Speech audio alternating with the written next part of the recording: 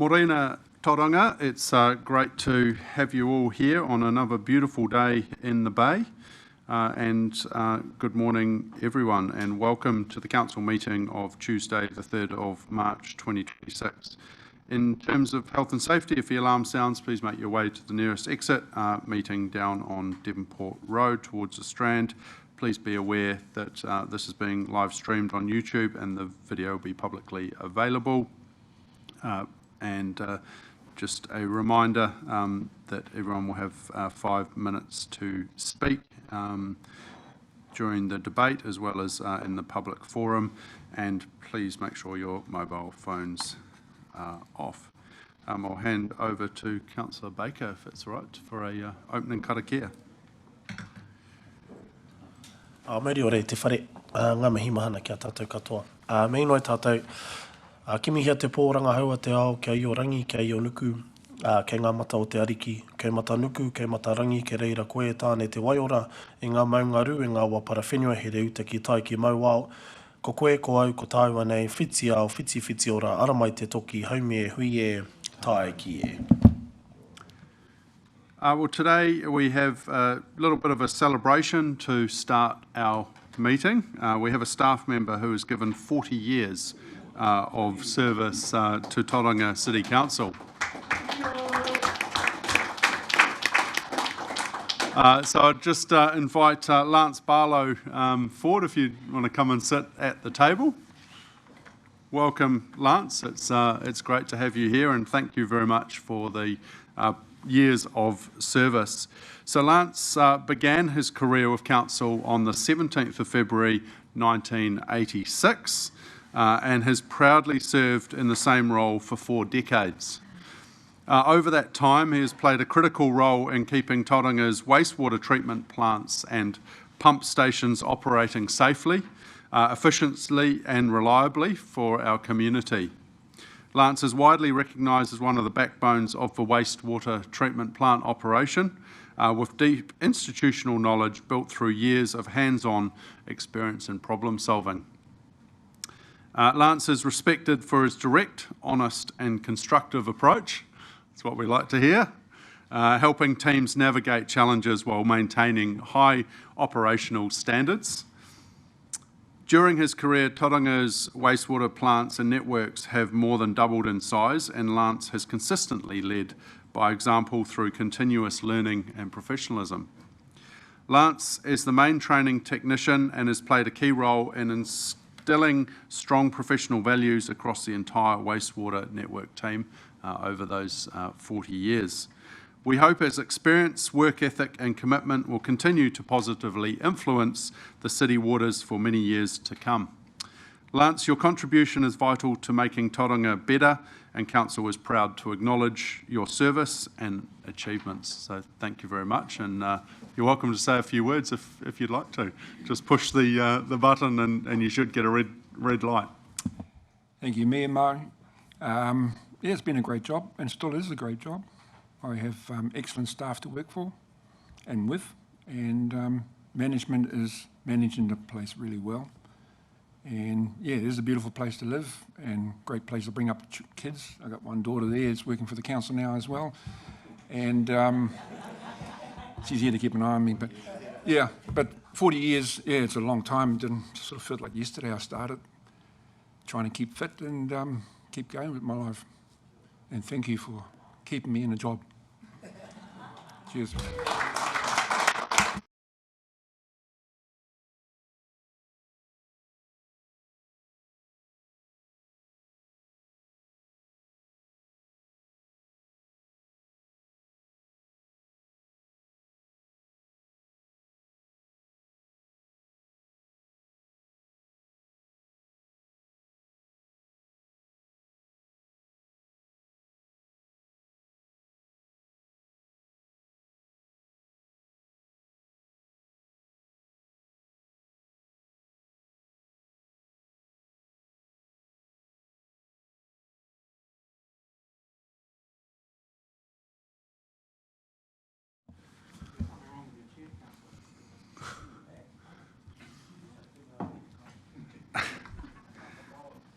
Thank you very much, and it's fantastic that we've got people like Lance who have given so much service, and as the saying goes, he tangata, he tangata, he tangata, it is people, it is people, it is people, and I think that's a great example of what we're fortunate enough to have at this council is so many people giving such great service to our organisation. Now we'll move on to apologies. It looks like we've got a full contingent. Thank you, councillors. We now will move on to the public forum, and our first speaker is Jessica Walker from the SPCA, and she will address their submission on the draft street use and public places bylaw. And welcome, Jessica, and you'll have 5 minutes to speak and any time for questions. So, welcome. Kia ora, thank you very much for having me here today. So as the Mayor has just outlined, I'm here to speak to SPCA's submission on the Street Use and Public Places bylaw that you are currently reviewing. I'm the National Science Manager at SPCA, and as we've outlined, I'm representing SPCA at a national level today. And we are urging you to consider including clear restrictions on the use of fireworks in public spaces and in streets. We've seen other councils already take a similar approach to this. So, for example, Auckland prohibits individuals from setting off fireworks and other explosive materials in public places without written approval. I just wanted to point out that we understand that you are not able to control the private use of fireworks on private property. And we're definitely not asking for that. However, we do believe that you are able to regulate their use in a public setting. And we think that this is a really important step in addressing community concerns related to public safety, to nuisance and to fire, as well, of course, as animal welfare, which is why I'm sitting here. So I just want to be really clear, at SPCA we're not the fun police. We're not here to ruin anyone having a good time. We absolutely support the continued use of controlled notified public displays. So, for example, the displays that you do every year at New Year's, they're wonderful, no problem with that whatsoever. Our concern is really around the unregulated use of fireworks. And we're really concerned about the significant safety and animal welfare concerns that these pose. So we think that Tauranga can lead by example here and demonstrate stronger protections. Every year we see incidents around fireworks. In November last year, Mount Maunganui was closed for several nights because fireworks were let off on the mountain. There's a permanent fire ban on Mount Maunganui, and yet we see people up there letting off fireworks. So we know this is a significant risk to public safety, to our native vegetation and to our wildlife. Of course, these risks are not isolated to Tauranga. This is a national issue. And alongside our submission here today, we also submitted, just for your information, what we have submitted to the Petitions Select Committee at a national level. So they are currently considering 3 petitions on banning the private sales and use of fireworks. And that was really just provided for your information. So what we think, though, is an absence of a national ban, and we'll keep advocating for that until we get that. We think that you can strengthen regulation around fireworks at a local level. And we think that may be an appropriate channel to do that. And I'm happy to take any questions that you have.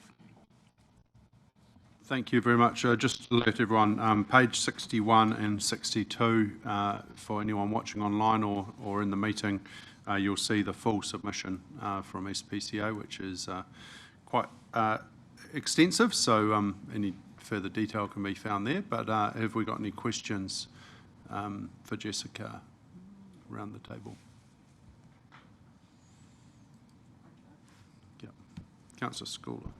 Thanks, Jessica. So in terms of very happy that it's on a night in a public space, is that because it's manageable from an animal welfare perspective to have laws and...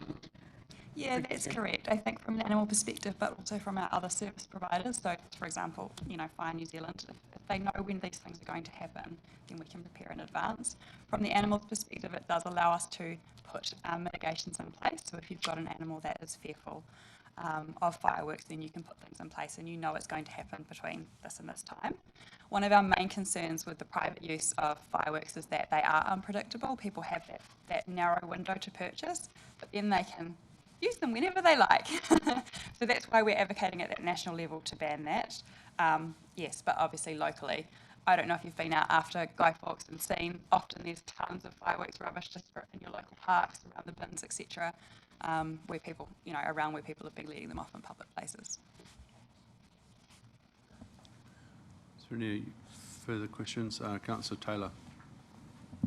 Thanks for coming in again, Jessica. I think worries. last time there was some good discussion and some illustration of the damage that it had done to the animals after Guy Fawkes. My question is, I think you mentioned the fun police thing. That's going to be the kickback from the public. Have you got anything you want to sort of say in that regard? Yeah, absolutely. Just yesterday, we closed on a national Horizon poll survey assessing people's opinions on whether it would be appropriate to ban the use and sale of private fireworks. And 65% of people either strongly or agreed with that proposal, with 20% opposing it. So we've got quite strong public support. When you look specifically at owners, we see over 80% of people, animal owners, over 80% of people wanting to see a ban put in place. So public support, I feel, is trending towards that ban on the public sale and private use, without preventing or stopping these sort of, public controlled displays. Yeah. There are, of course, other approaches as well that some councils are looking at taking now, and that's moving away from traditional fireworks and bringing in things like drone and light shows.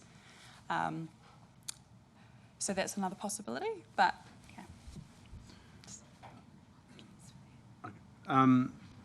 I just had a question. I guess you've spoken around, this is around public places that you're advocating for. Yes. That doesn't stop people doing it privately. So does that actually solve a problem, or is it just going to shift where this problem happens? I think that's a great question. I don't think that's going to solve the problem. It is going to restrict where people can do it, of course.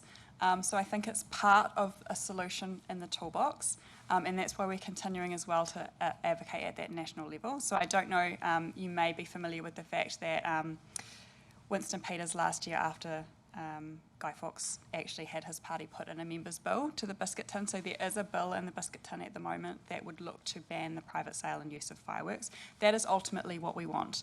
Until we can get that, we think that there is ways that it can be restricted further at a local level, and this would be one way to do that. And we'd like to see a sort of snowballing effect across local councils to be like, actually, this is an area where we have concern.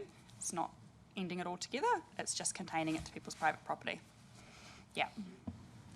Yeah, Councillor Kurak and then Councillor Schuler. Thank you, Jessica. Just welcome. following Mayor Mahe's question around displacement, because obviously, like, if you ban them from the public areas, they'll move to the private. Potentially, could that cause more harm by doing that? Because you have neighbours' dogs closer than potentially like a reserve. I know on the street, it's not such a big shift, but yeah, has that been properly considered? Yeah, I think obviously I'm sitting here with SPCA's, my SPCA hat on, and often we associate SPCA with cats and dogs and companion animals, but we're thinking about this issue a bit wider. So fireworks has a significant impact on our native wildlife, and so when we're talking about having people out in public spaces where there is native wildlife, that does have a significant impact. Unfortunately, Guy Fawkes in New Zealand, which is the same time that it is in the UK, falls in spring. And this is when we have a lot of our native wildlife nesting. So obviously in the UK it's in autumn. And this is really problematic because the research shows that it can have a significant impact on nesting animals and can cause displacement. So we're equally as concerned about not just the companion animals, but the wider animals within our communities and those native species that are quite vulnerable in our reserves and sort of more green spaces. Yeah.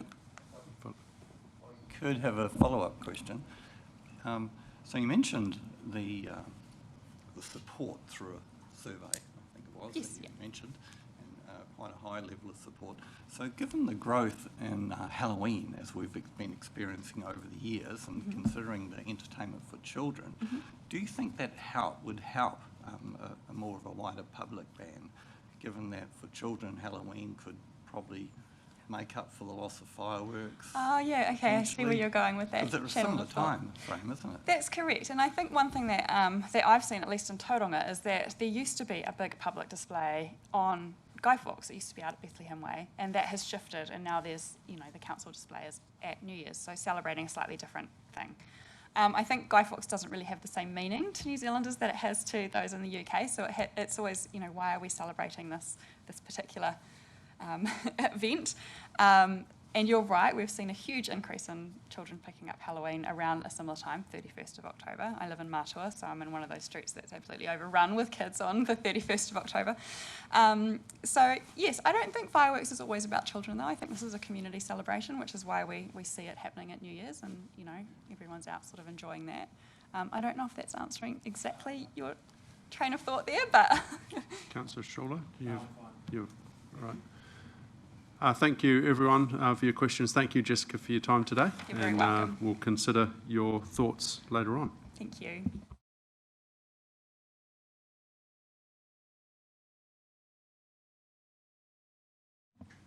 Right now, just ask if there's any late items. I'm unaware of any late items, so we'll move on. Any confidential business to be transferred in the open? No. And at this stage, there's no change in the order of business and no confirmation of minutes. Is there any conflicts of interest in the agenda today? If there's no conflicts, please, if you do become aware of a conflict as we discuss, please make me aware and I'll note that. Deputations, presentations and petitions? No. And recommendations from other committees? None. All right, so now we will move into our business, and the first order of business is on page 10, and it is 11.1, Street Use and Public Places Bylaw 2026 deliberations. So this is a bylaw that has gone out for consultation after we approved the draft, and now today is around considering the feedback and making a decision as to whether we are going to go ahead with a couple of small amendments in light of what has been fed back to us, and also we will take this in parts as we go, but there is a recommendation to while this will be put into place, there is a potential draft amendment to come back and consult on around the banning fireworks in public places. So I'll hand over to who's going to talk to it. Sean, Sarah, Jane. I think we were just happy to take this as read in parts, Mr. Mayor. Okay.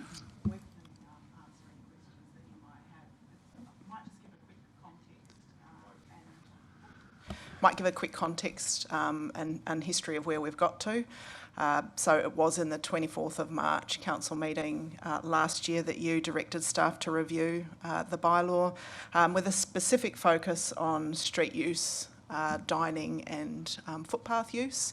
There were some different rules in the existing bylaw that created discrepancies across the city, and your desire to tidy that up. We did have a number of briefings and workshops last year and council meetings on the issue, so really teased out all of the options to prepare the draft for consultation. What it did do through that process is really simplify a number of sections, particularly around that street dining and footpath use, and remember the new definition for mobile shops to include service provision as well, so just important tidy-ups of that bylaw. So we consulted in November, 112 submissions, supportive of the options, and those submissions and summaries are in your document. As you mentioned, Mayor, We do have one amendment that we are proposing to the bylaw for your adoption, and that's around real estate signage. So the draft proposed some limits around the numbers of signs that could be displayed, and also looking at the sizing of those.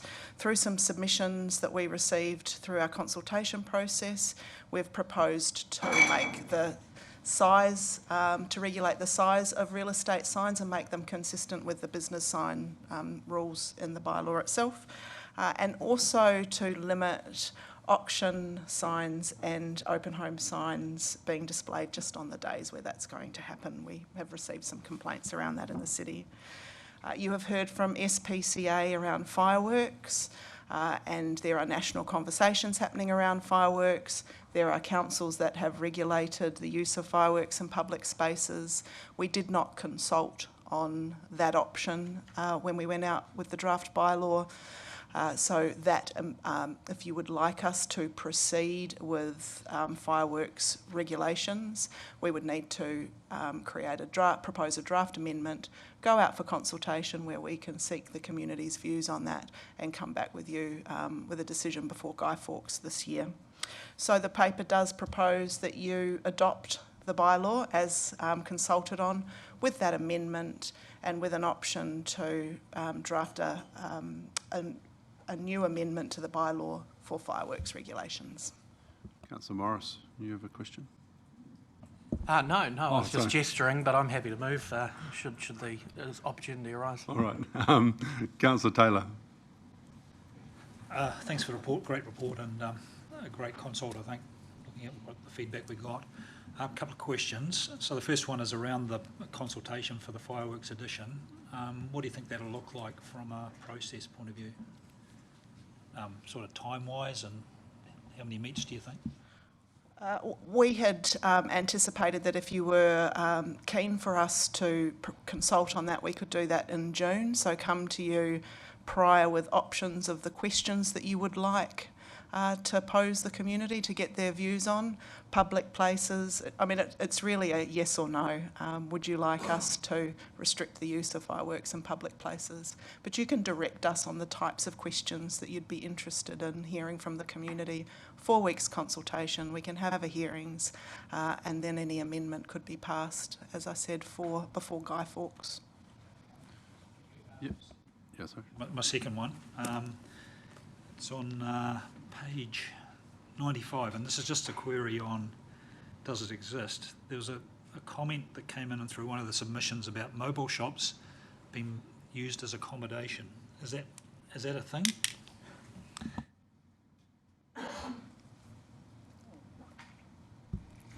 Yeah, we had one submission on that, but I did speak to our bylaws enforcement team and they hadn't reported anything. And it's not permitted, like that's not part of the mobile shop licence anyway. Yeah. So I'm, not aware of it. I had a question on submission 107. It's actually in the table on page 86.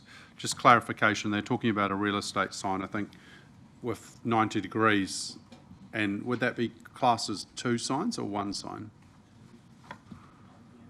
How we would class it would be based on like the proposed size limits. So if it fell within those limits that we're proposing, it would be 1 sign. Okay, so So we'd just use the size, the total size, and Yeah. so if you had half on each, that would be Correct. considered 1 sign. Okay. Yeah, and as long as it met all the other general conditions around size in terms of visibility, etc. Yeah. For traffic, yeah. Okay, no, that's fine.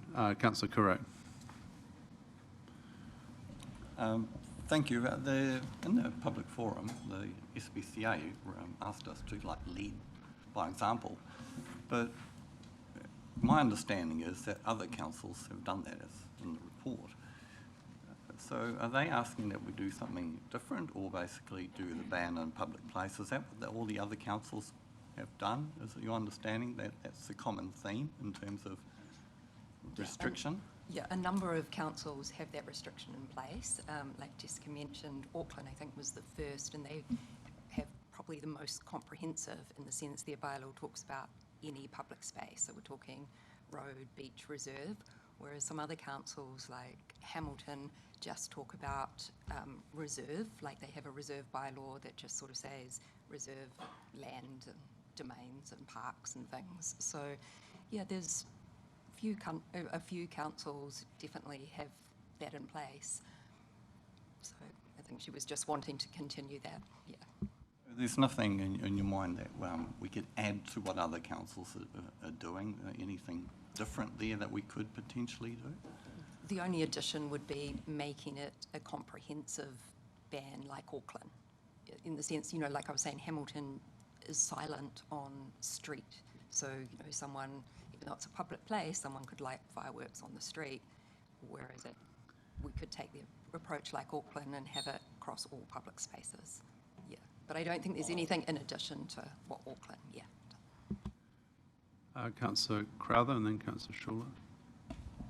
Yes, Sean, in the, page 37, where it talks about skateboards and roller skates being prohibited, and it's got Tauranga Central, Mount and Greaton. First question is Greaton meant to be just footpath, or is it, as it says in the earlier text, on the road and footpath? And then secondly, in more general sense, what is it that determines whether whether an area is just footpath or road and footpath? Because I've sort of tried to make sense of it in my mind, and I just can't see what the missing criteria are. Then I've got to follow up from another. So if you scroll down a couple of pages to 39 through to 41, there's the maps, just to make sure that everybody has seen their context to it. So Greaton is specifically a footpath. Now this is a carryover from a previous bylaw decision made in, what was it, 2018, so quite a long time ago. It is council's prerogative to change these attachments at any point, and it's around that nuisance. Is that use creating nuisance? Is that use creating safety concerns for users, or nuisance to more business or public uses of that space? I guess I'm just sort of struggling, because it says on page 38, Greaton prohibited on road and footpath. So I hear what you're saying, it is only intended to be on footpath. But I'm just trying to sort of imagine Chadwick, that portion of Chadwick and Cameron Road, and people roller skating around on it. I'm just trying to understand the practicality. Why do we sort of almost like roll the dice and decide that's where we're going to ban it on footpaths, not on a road? And then in another part we sort of go, well, ban it on the road as well. And then in another part we go, well, we won't do anything. Is it just historic? Is it all just historical? Historic issues, and where complaints arise in certain areas and there'll be different behaviours in different centres, that's where the regulations will come from. So through 2018, where complaints were being received, those concerns would have been both road and footpath at Greaton, but only on the footpath at Mount. If those concerns change, we can amend those prohibitions, remove them or add them, depending on complaints and behaviours. I think the point there, though, is there needs to be either an adjustment to the map or to the words around Greaton, because the words are different to the map. The words say road and footpath, the map says footpath only. So, so a suggestion there is that the words be correct, that it's road and footpath, and we'll take note. So that's what the words say at the moment, it's road and footpath. Yeah, so we'll but the map says it's footpath only. So we'll take the action that the words road and footpath are correct and adjust the map before final release. Right. Just wanted to make note that within the bylaw, 10.1 and 10.2 determines that how council by resolution may decide to ban either scooters, roller skates or skateboards or similar devices, and it talks to the use of them being in a manner that's dangerous or to cause a nuisance. Thank you. Yeah, sorry, Councillor Crowther. Just one more thing. Well, seeing we're talking about fireworks, and it's probably not directly related, but just to get really clear that some of the complaints are around, concerns around animals, but some around noise and other impacts on houses. And I think I've put through one particular issue in Otamotai where people feel like under siege a little bit around Guy Fawkes Night and New Year's. In terms of council's ability to restrict anything on private property, am I correct that it is limited to sort of the normal criteria around noise, and that's really the line in the sand we have? Would that be correct, Sarah? That's correct, and that's where we are looking to those national conversations around how fireworks might be used in private spaces across New Zealand. Right, Councillor Schuler. Thank you, Mayor. Just quickly on para 9, just page 11 there, just with after considering the submissions, council staff recommend adopting the adjustment to the sign. So just for clarity, what is the current sign size and what is the current allowance of time before the auction and the open home? So our current bylaw doesn't actually have a limit on the size for real estate signs. It has a limit for general business signs, and so that was, again, something that was brought up in the submission, so that's why we're proposing. In terms of the open home signs, I'd have to check, yeah. I don't think there is a restriction. There's no restriction on that, yeah. I think there's a few submissions as well that brought that up. Yeah, that's right. I think the general view was people were using them as advertising. Yeah, put it out a week before and, yeah. I suppose, yeah, and that's where the clarity was leading to, I suppose. If you didn't want something that was there for a long time just as general advertising, but in terms of something that's going to create awareness for people that might be, wanting to go to an open home, potentially just the day of is maybe it's quite restricting. That's Right. But yeah, that's all is there any other further questions? If there's no further questions, Councillor Morris is happy to move. Have I got a seconder for this? Councillor Crowther will second. Councillor Morris, would you like to speak? Thank you, Mayor, and good morning, everybody. Thank you also to the submitters who took the time to submit on the proposed changes. Just in regard to the significant change around real estate signs, as a former third-generation real estate agent who was practicing 20 years ago, I'm allowed to now say back in my day. Back in my day, we used to have signboards and we were attempting to convince a purchaser to buy the property. Looking around these days at some of my former colleagues, I'm wondering whether they're trying to convince people to purchase them. But vote for them in an election. Yeah, we'll vote for them in an election. I know something about that as well. And in terms of directing staff to draft an amendment of the bylaw to prohibit fireworks, I just want to, whilst I support that resolution, I just want to convey the other side of the story. And looking back again, 20 years ago, my wife and I, before we had children, we used to offer respite care for foster children. And we lived in an apartment at the time, and so didn't have a backyard. And so we would take the children out into the Simpson Reserve in Papamoa and let off fireworks. And the look on these beautiful little girls' eyes as they got to experience Guy Fawkes for the first time in their lives was really quite emotive. And I think we need to reflect that as we, as a city, continue to densify.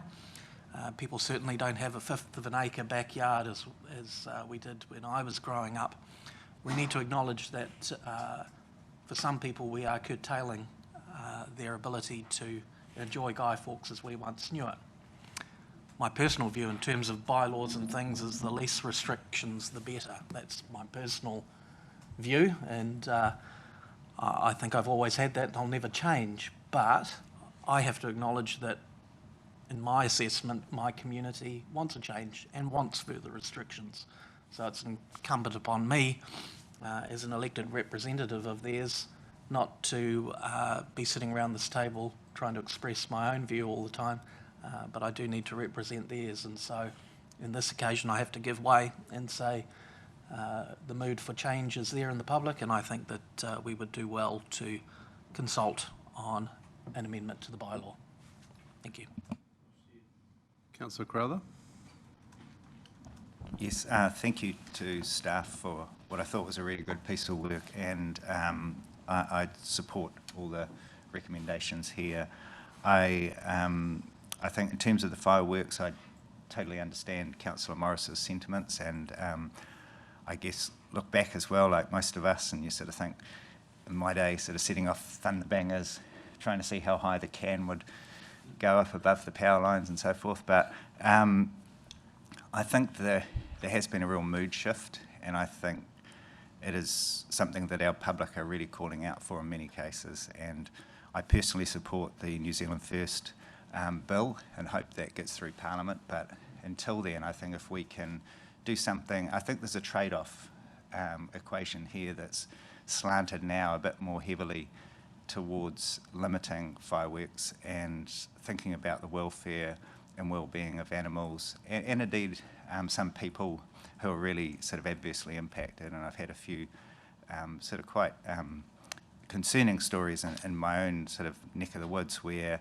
elderly people are feeling like it's just got a bit out of control, and you know, concerned about fires and things, which in one case it sort of a fire was started, and so all those, I think to me the landscape has just shifted a bit from you know, decades ago, and I strongly support taking this approach. Thank you, Councillor Crowther. Anyone else like to speak to this? I'd just like to say thank you, staff, for your work.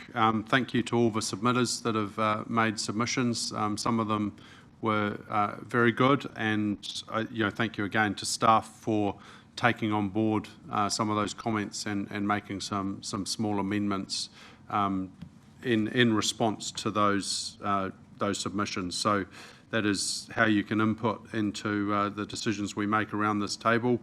I think this is an easy one to support from the fact that if you look at all the submissions, and you know, there's an overwhelming support for the changes that have been made. I think from a fireworks perspective, you know, I think again it's a good thing to go out to the public. Let's go and give people the opportunity to hear their voice, and you know, we can make a decision on it in response to the feedback that we get. We've heard some good discussion from Councillor Morris around you know, the both sides of the story, but you know, this is going out to consultation, and we can make a firm decision as the feedback comes back, and we can respond to what our community wants. So I just encourage people to get involved in the process. I think what this has showed is you know, when you do give us good suggestions and we feel they are reasonable changes, that we can make those and respond to that feedback. So thank you, everyone. Councillor Morris, do you want to finish off? Then I'm going to take this in parts, just so we're going to go A to E, and this is around the bylaw, and then we'll deal with the draft amendment around prohibiting fireworks in council-owned and controlled spaces. So A to E, which is around the street use and public places bylaw, I ask all those in favour. Those against? That is carried, thank you. Now we'll go to F, and that is around preparing the draft amendment to prohibit fireworks in council-owned and controlled public spaces. All those in favour? Those against? That is also carried, thank you.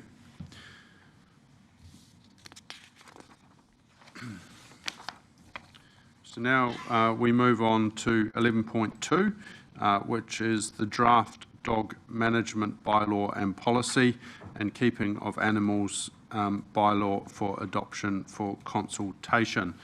So we have already dealt with this issue. It is on page 97 that it starts in our agenda. And this has come back after our guidance around where we would like to see some of the different options. And so now is an opportunity to see that bylaw in a draft form. And what we're being asked today is, are we happy with those options that we gave that direction on? If so, this would go out to consultation. Again, we can receive that feedback and respond to any issues that come up, just like we have for the last bylaw. So I'll hand over to, we've got Vicky, Oscar and Sarah, and we'll let you maybe introduce and then we can answer any questions. Thank you, Mayor. And Vicky has a presentation that she can take you through to get your guidance on those 5 key issues that we need before we consult on the draft bylaws and policy.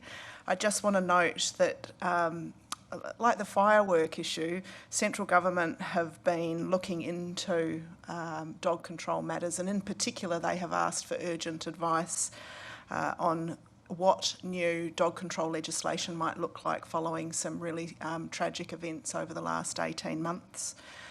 Oscar is working with local government New Zealand at the moment as part of their investigations into how things work in the city, what options, what things work and what don't. But we don't have any indication of proposed changes yet. So in the meantime, what this bylaw does do is propose some options that will decrease the risk of attacks and incidents, in particular reducing the number of dogs allowed on a property, and also some rules, and these are some of the ones that Vicky will take you through right now, is rules that might better protect the public in community spaces. So I'll hand it over to Vicky to walk you through those issues. Thank you. You'll remember in October we looked to you to get an early steer in terms of some of these spaces, so they hopefully are a little bit familiar, but just in terms of some of the specifics, we're looking just for a little bit more direction. So I'll just take you through each of them in turn, and we've provided some options to hopefully get your sense of what you'd like to go out and consult on. Obviously, as with the Street Use and Public Places bylaw, you have the option to amend things, follow consultation. So it is just what you would like to present as the proposed option, but obviously those options remain open to feedback from the community. So one of the first spaces we're looking at here is the waterfront area, and I will pop to a map in a second, but just in terms of the options we've provided for you. So there's the option to require dogs to be on leash from the start of that northern green space by Dive Crescent all the way through to the base of the Mahatapihi Bridge, which we are recommending. That allows for dogs to potentially access the water at that earlier site around Dive Crescent, towards Trinity Wharf, and also south of the bridge. Otherwise, there's the option to require dogs to be on leash in all public waterfront areas, so that then restricts the dog access at that northern and southern part. And then there's the option to narrow where dogs would be on leash to just that green space that's north of the playground. So the map here of what the recommended option is, that dog on leash area would be from that northern green space down to the base of the bridge. Obviously there is that current exclusion around the play area where dogs are not allowed on the play space.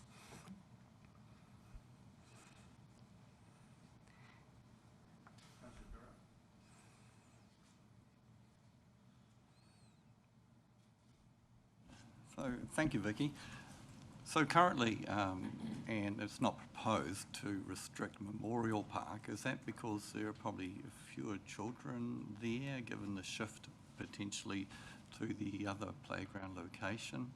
Because I can imagine the issues could be similar if there are Potentially, it is a little bit of a larger space, so it hasn't been one in particular that has been kind of identified as one that has perhaps more crowds in a particular location. For example, like the tidal steps, where there's that access down, it can be quite popular in terms of that one location with people. So, yeah. I'm just following that. Given many families with young children do have dogs as part of the family, do you think this would, really affect the potential usage of that facility if they can't take their dogs? Has that been factored in?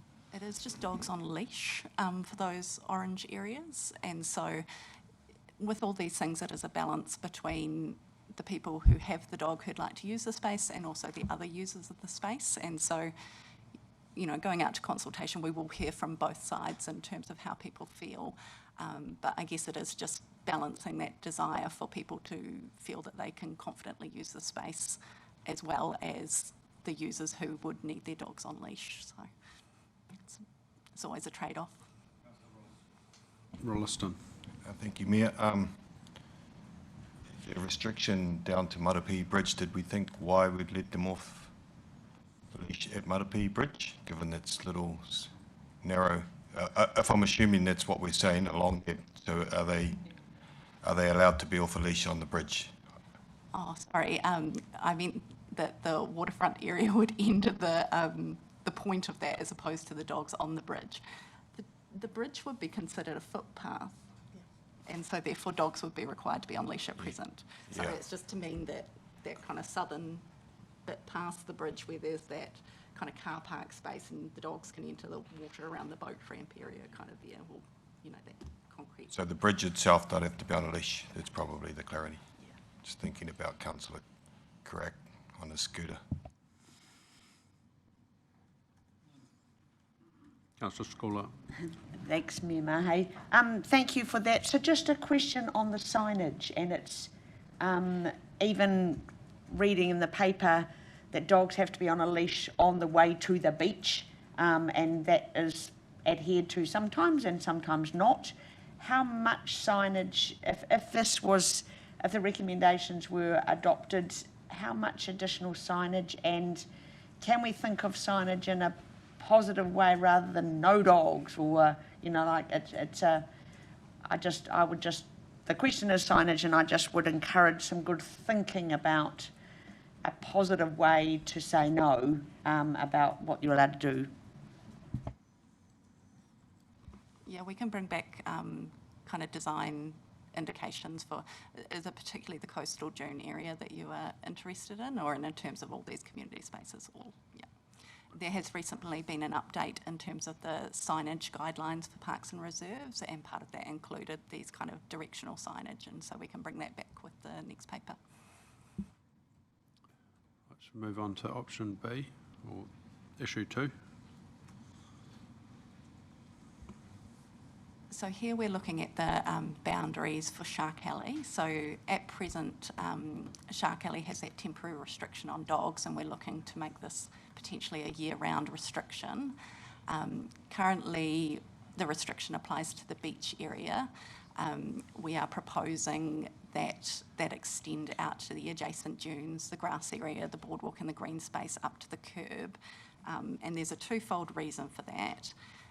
As you can perhaps see here in the map, it's just to create a kind of definitive line at the point where dogs would exit the beach, be able to transit on leash potentially through the pathway, and then cross over the pedestrian crossing there at 31 Marine Parade, and then be able to continue the walk on the other side of the footpath there. Josh, our mower ranger, is here today as well, just to talk in terms of some of the challenges they have just at present around that grassed area, and making sure it's really clear for people where you're no longer allowed to have your dog. And so that was just part of the rationale behind that kind of including that grassed area, just to create that real clarity for people around from here, cross over, take your dog on that side. But yeah. You answered my question, so that's good. Any other questions on this part? Councillor Schuler. To just put that back Just that picture there, so the orange is obviously the ability for the walking pathway. Just accepting that people obviously need to find a place to park, would it not be pragmatic to have that footpath going along at least to sort of where Mount Drury is, so that it's a little bit more, just a question, is that something that's worth considering? Or is the, Well, I think what they're saying is you can find a part, you can cross over at Mount Drury, walk up the other side and then over the pedestrian crossing to get back to the boardwalk. Well, yeah, it's...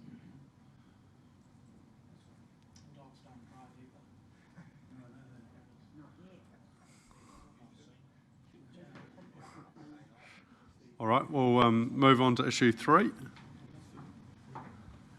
This one here has a catchy title, but the reason why we've called it this is just to help us in terms of making sure we can consider different types of public places, not necessarily just play spaces. So in the bylaw, it's called a specified fence public place, but in terms of the communication material out to the community, we'll clarify that these are spaces that are intended for the use of young children and people with accessibility needs.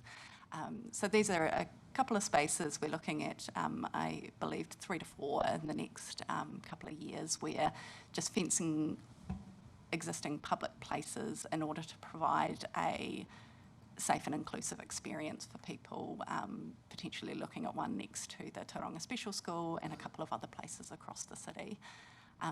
Just in terms of that, because it's a fenced area intended for young children and people with accessibility needs, we're saying that dogs shouldn't be allowed within the fenced space, but there's just some choices around the exterior of the fenced space.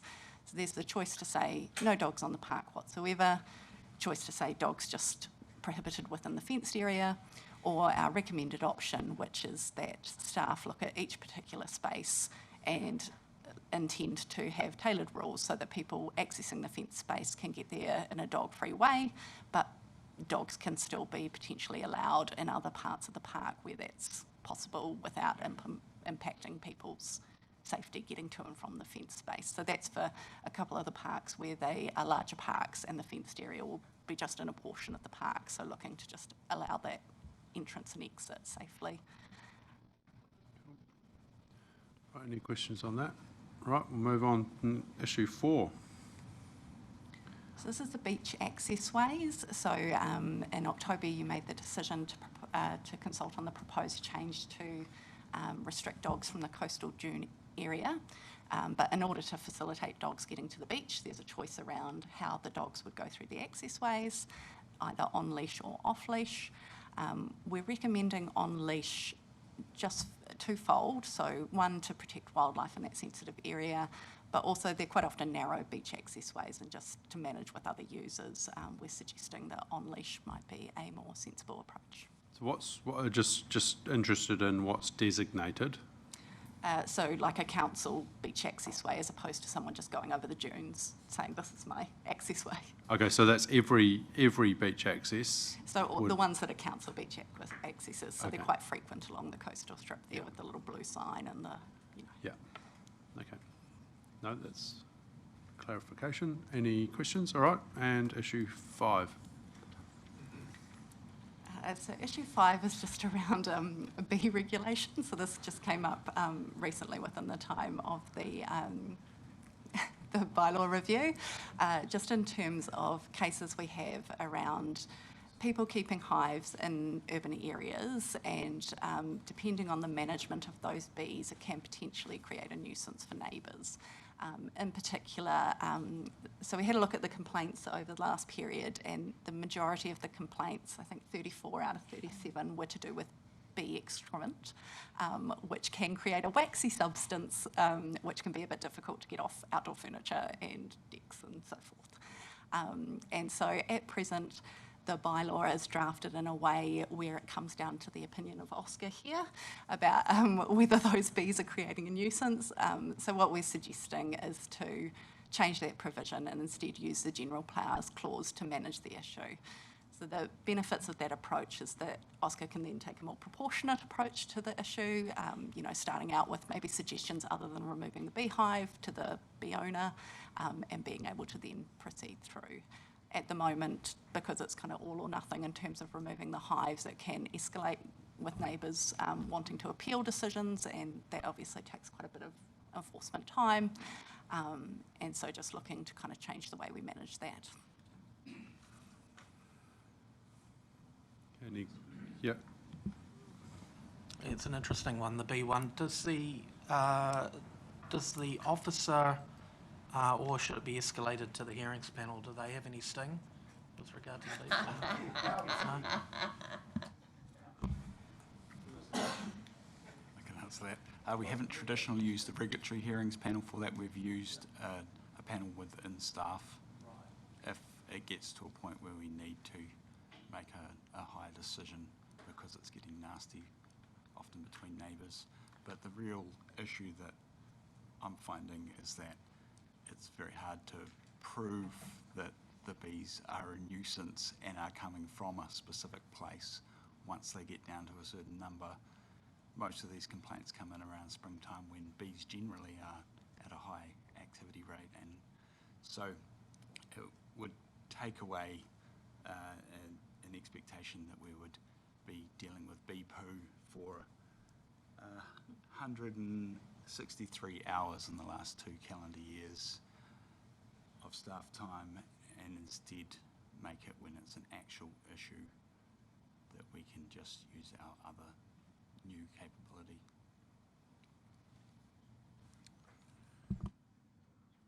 All right, thank you. Any other questions? Any other general questions if there's anything? Yeah, Councillor Crowther. I presume when it talks about waterfront, it's just talking about the ocean beaches based on the maps and other stuff. So I guess I'm just interested in, looking through some of the material we've got, like dog walks, flyer and so forth, where it specifies where you can go, including the Waikato and Waimapu. But my understanding is you don't have to have the dogs on a leash there, is that right? And I'm just thinking why, when you sort of funnel people particularly into areas where there's no easy kind of way out, and you often get groups of kids going through. I'm familiar with one of those where there's been several dog incidents, and I'm trying to understand again, a bit similar to my question on the previous item, is this just historic, or is there a specific reason why we don't require dog owners to? I'm not talking about all of the areas, like I'm not sort of suggesting the whole of the lakes, some of these other ones listed here, Tecked All-Terrain Park, they seem different, but where you have somewhere like Waikato, where there's known sort of incidents and there's wildlife, like quite powerful sort of arguments for biodiversity around there, and why don't we require dogs on a leash? Specifically with the Waikato, there is a little bit of an issue at present around that wildlife refuge status. So, just in terms of that wildlife refuge status. So technically people shouldn't be taking their dogs into that point where it becomes kind of a special ecological area. However, DOC in practice aren't actively enforcing that.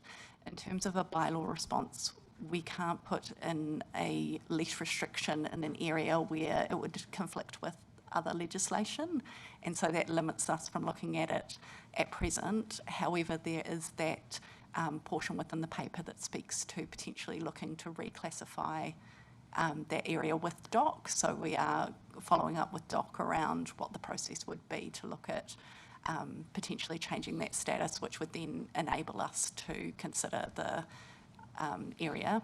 In terms of the Waimapu, that wouldn't have that issue. So where we're looking at the shared pathways in the bylaw, that could be one that could be asked about if it was desired in terms of those pathways where people need to be having their dogs on leash, either within the proposed bylaw or the consultation material, depending on what. Okay. I mean, I guess I don't know enough about Waimapu sort of firsthand, but it just struck me as that there would be a question mark, and I'd always support the idea of finding out what the public are concerned about, but in particular with the Waikato, I thought that was just one area that you're referring to, so couldn't you implement it in the other areas? Because actually the dog incidents that I'm aware of have not just been in that one protected, well, semi-protected area. Yeah, the area extends a wee way through, but the gravel kind of area from Maxwell's Road through to Goods Road is not part of that. So if that's the area that you're... I was thinking also at the sort of Kingswood end as well, Huria, sort of the whole, all the way around there. A kind of awkward portion of that is part of the wildlife refuge. Okay. Not the entire stretch, but kind of the start and the end. Yeah.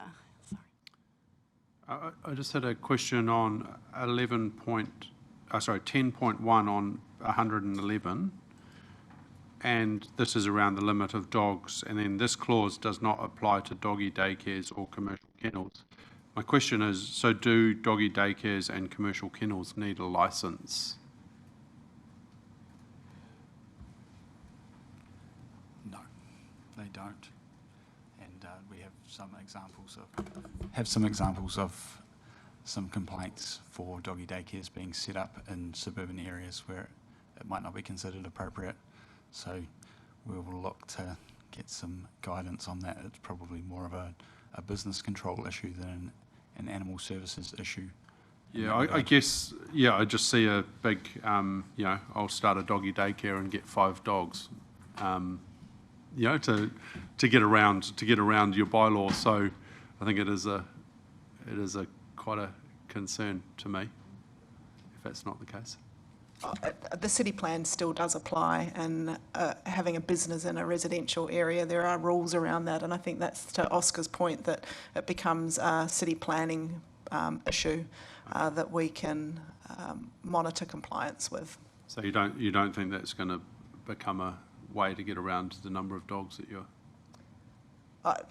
We can keep an eye on it, and if we receive complaints, or we would receive complaints really quickly if doggy daycares were popping up in residential areas. We'll definitely keep an eye on that. All right, thank you.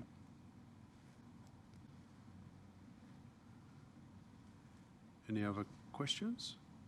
If there's no other questions, then I'm happy. I'll take it in parts if anyone requires it, but just let me know through the debate. Have I got a mover and seconder for the current recommendations with those current options? Just heard the recommendations. Yeah, Councillor Roseboom will move. I'm happy to second. Councillor Roseboom, you want to talk to it? Thanks, Ben. This is a very sensitive subject to both well-established dog owners and non-dog owners and young families with children and awareness around dog behaviour. I've seen occasions where children with pulling dogs on leash become the victim of the dog taking off. So there's a lot of dynamics in this, and to me it's an equal part issue around dog owners being aware of the capabilities of their dog and what their dog can do when they are surprised, and also people who are not dog owners being aware of dog behaviour and how to behave around meeting new animals for the first time and how to approach. So hopefully through this we can improve the safety of our people in Tauranga. Thank you, Councillor Roseboom. Look, I think where we're at here is we're going out to consultation. So if there's anything that you disagree with, if there's any areas that you feel is a problem that need to be added, now's the opportunity for the public to go out. Look, I'm a dog owner. I don't necessarily agree with everything in all these different options, but this is the opportunity for people to actually feed back to us and let us know. And then when we come to looking at the on the back of that feedback. So that's I'm supportive overall. I think as I say, being a dog owner, there's a balance there, and also protecting those that maybe want to enjoy public spaces without being having a dog as something that scares you or whatever. So I think this sort of threads the needle pretty well about trying to get that balance right, having those restrictions where it makes sense, but also allowing people to have plenty of space that they can go, and it gives people options if they don't like dogs. You want to go to the beach, you can go to the main beach knowing that there won't be any dogs on the beach, and you're safe from that. Also around some of the surf club, there's restrictions around where your dogs can and can't go. So yeah, I'm supportive. Just very cognizant of the point. This is a work program that we're doing. It is not in response to what the government has flagged, and very supportive of a review of the current legislation as we look to control dogs and make sure that they respond, I guess, to some of the incidents that we've had around the country. But that is a separate issue that will be dealt separately from this. So just very clear, we need to separate those. Any other discussion? No other discussion, and we'll take it as a whole. I haven't heard any to the contrary. And again, this is approving the draft dog management bylaw and policy of keeping of animals for adoption for consultation. So, as I say, this is putting out some recommendations, and now it's up to the public to have their say and feedback on whether they agree or disagree with some of these options and the overall changes to this bylaw. So all those in favour? Those against? That is carried. Thank you.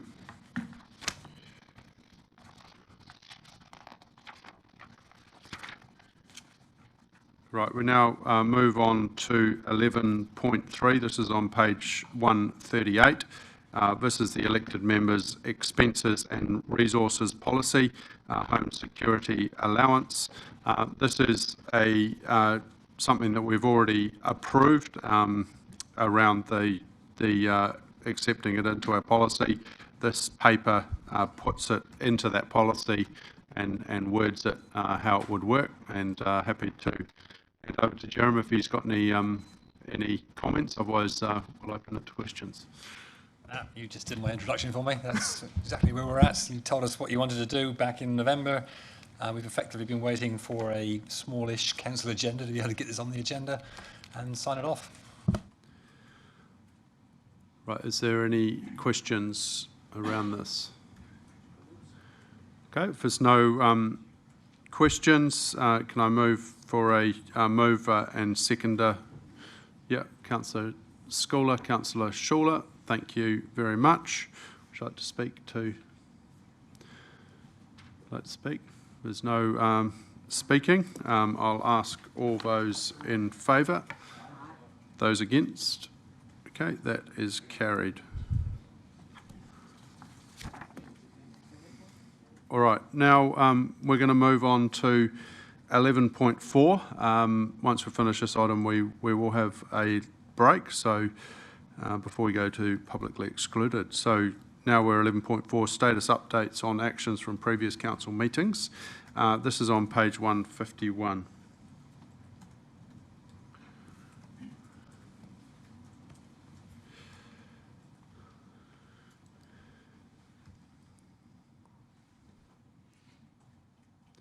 I think Claire and Sarah with Christine might. Yeah, if there's any, is there any questions on this one? Yeah, sorry, Councillor Taylor and then Deputy Mayor. My question is relating to the 11.7 Myra Street parking, which we resolved and approved at a previous meeting, and it's showing it's still in progress. At what point do we close these off and take them off the list? I would have thought a resolution to do the work would have been the time to do it.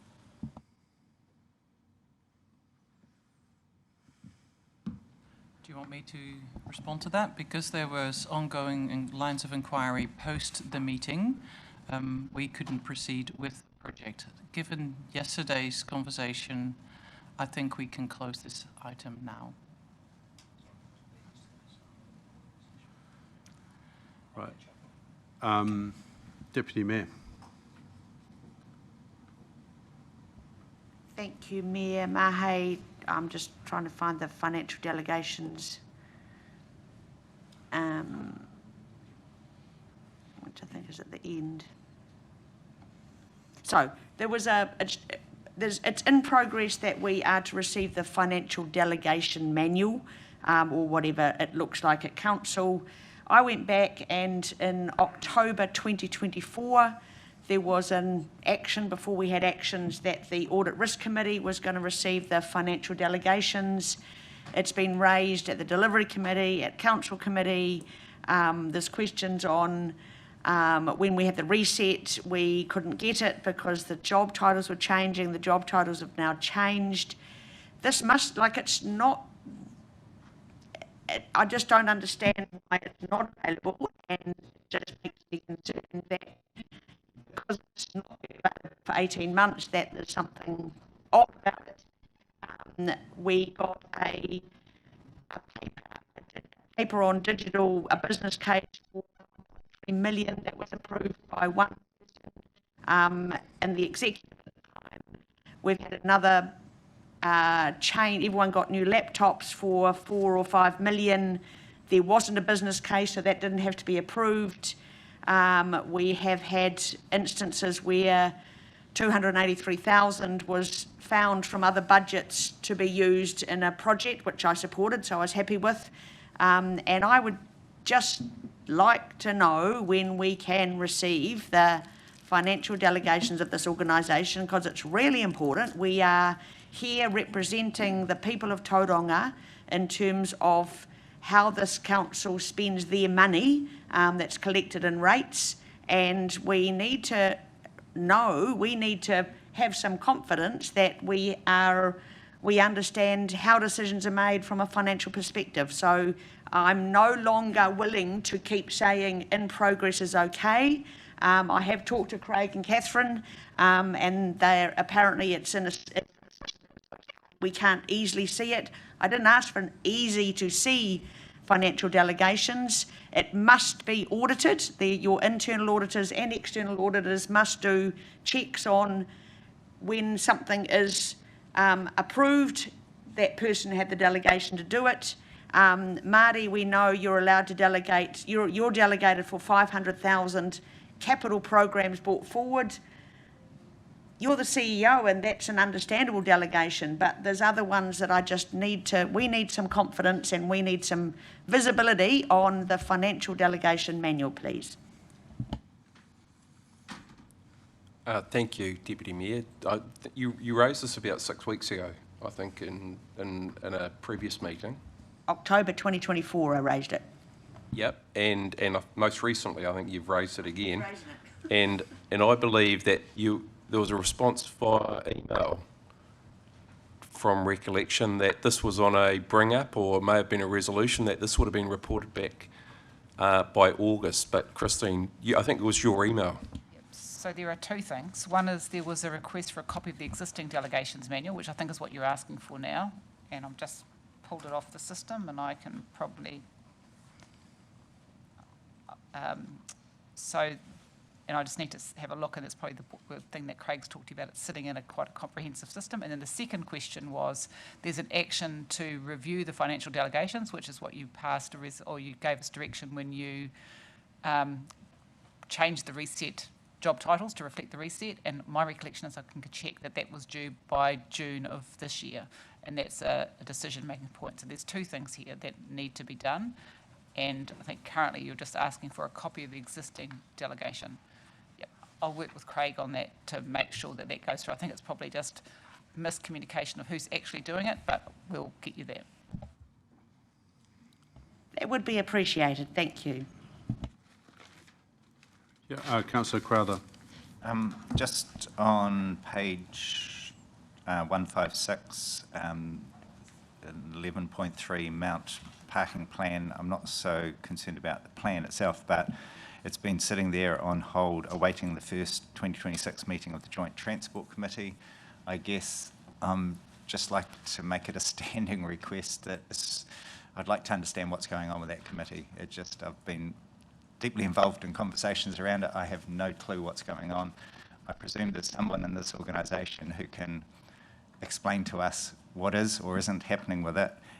And I guess my comment before I hear from whoever that person is, I think we need to take action now, and I've put an email, I think, to the number of staff to that effect. And I just think we're just sitting around twiddling our thumbs with a really important issue here. We've got a transport committee. We've got, within a year, we have to have a really robust transport plan backed by our community to get funding from the government. And we're just sort of sitting around. So I'm using this as a bit of a leverage to have a platform to say this, but I mean, it's highly relevant, and we just have to do something, and I'd like someone to be able to have accountability here. So was the original question about the Mount parking plan? No, that was me leveraging off that to try and get a bigger answer here, because in that answer at the moment is that it's waiting for a Joint Transport Committee meeting. So if you want a specific question, it's when is that meeting taking place? If you want the more honest question, it's just what on earth is happening with that committee, and can we actually find out within the next few days what the plan is and how we take the next step, and whether we'll just set up our own transport committee.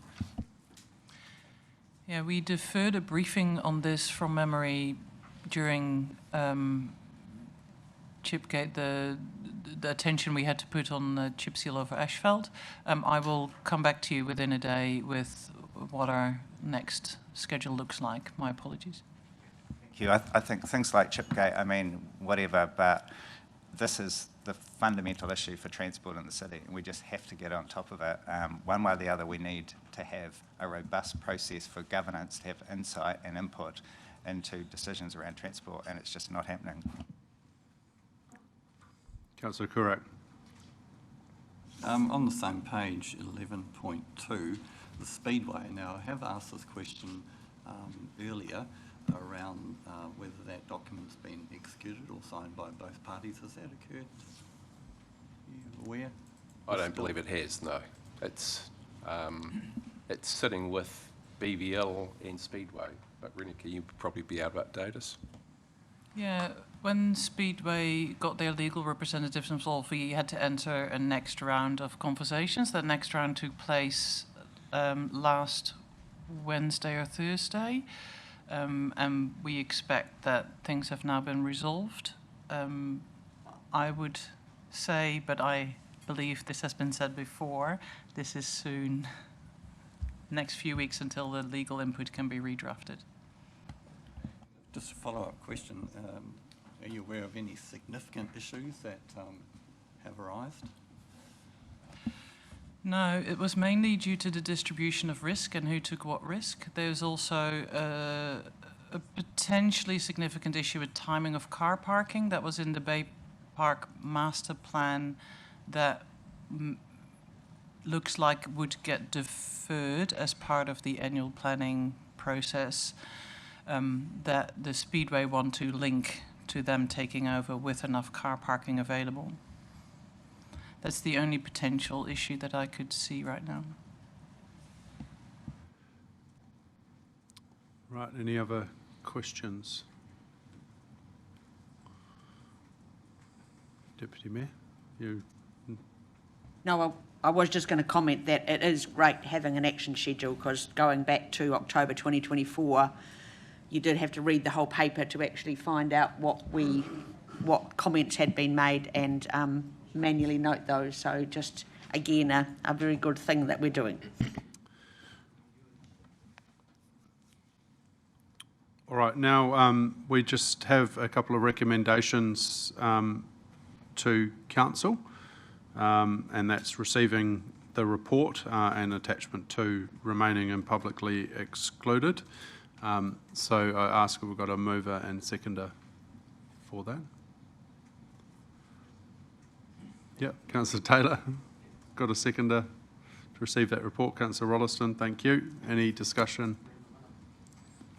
If there's no discussion on that, I'll ask that the council receives the report status updates on actions from prior council meetings. And attachment 2 is to remain in the publicly excluded section to maintain the privacy of natural persons. And the relevant sections are in that resolution on page 151. All those in favour? Those against? That is carried. Thank you very much. So that ends our public agenda. So what we might do is go into publicly excluded, and then we will have a break. And I ask for a mover and seconder to go into publicly excluded. Councillor Taylor, Deputy Mayor, thank you. All those in favour? Those against?